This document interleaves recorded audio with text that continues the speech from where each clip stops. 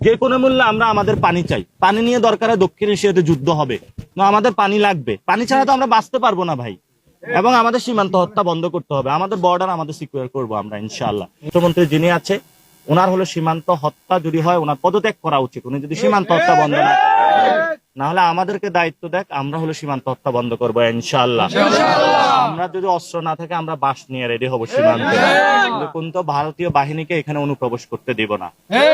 শেষ কথা যেটা বলবো, ভারত থেকে বাংলাদেশে পুশিং করার চেষ্টা চালাচ্ছে। আমরা সরকারকে বলবো সকল পুশিং বন্ধ করার জন্য, সীমান্তবাসীকে সজাগ থাকার জন্য, রাতে পাহারা দেওয়ার জন্য বাঁশ নিয়ে, যাতে ভারত থেকে কেউ বাংলাদেশে তারা পুশিং করাইতে না পারে সেই ব্যবস্থা চালু করতে হবে। এমনি আমরা রোহিঙ্গাদের একটা ঝামেলায় আছি, নতুন করে আমরা আর কোনো ঝামেলা চাচ্ছি না। এবং আমাদের সার্বভৌমত্ব রক্ষা করতে হবে সর্বোপরি। আমাদেরকে ভারত হলো দুইটা বিষয় অত্যাচার করছে, একটা হলো সীমান্তে, আর হলো তারা আমাদের নদীগুলোতে পানি দিচ্ছে না। আমাদের নদীগুলোর যে অভিন্ন যে পানি চুক্তি হয়েছিল সে পানি কিন্তু আমরা পাচ্ছি না। এবং সীমান্ত বিষয়টা আন্তর্জাতিক, নদীও হলো আন্তর্জাতিক। নদী যদি না থাকে বাংলাদেশ থাকবে না, সীমান্ত যদি না থাকে বাংলাদেশ থাকবে না।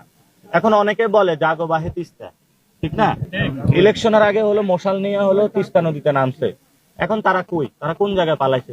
তারা কি ভারতে নাকি বাংলাদেশে আছে? জাতীয়তাবাদী মানে কি? বাংলাদেশের পক্ষে শক্তিত। এগুলো হলো ভুয়া জাতীয়তাবাদী, যারা বাংলাদেশকে ধারণ করে না।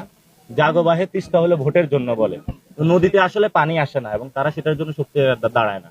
আমরা তাদেরকে বলবো যে ভাই আসেন, আপনি যেটা বলেছেন ভোটের আগে সেটাতে আসেন, যাতে হলো নদীতে পানি আসে। এবং আমাদের নতজানু পররাষ্ট্রনীতি থেকে সরে আসতে হবে। ভারতের সামনে গেলে সরকার ম্যাও ম্যাও করে, কেন করে জানেন? কারণ হলো সরকার আগে একটা ডিল করে আসে, তুমি আমাকে দাও, আমি হলো বাংলাদেশের হলো ক্ষমতায় আসি, আমি তোমার যা যা দরকার দিয়ে দিব। হাসিনা তোমাকে হলো সব খুলে দিয়ে দিয়েছে, আমি তোমাকে একটু না খুলে সবকিছু দিব, কারণ আমি তো জাতীয়তাবাদী সরকার, সব খুলে দিলে তো সমস্যা, এই জন্য একটু গোপনে গোপনে দিব আর কি। তা আমরা সরকারকে বলবো, এলিট ফোর্স যদি বানাইতে পারেন সীমান্তে এলিট ফোর্স বানান।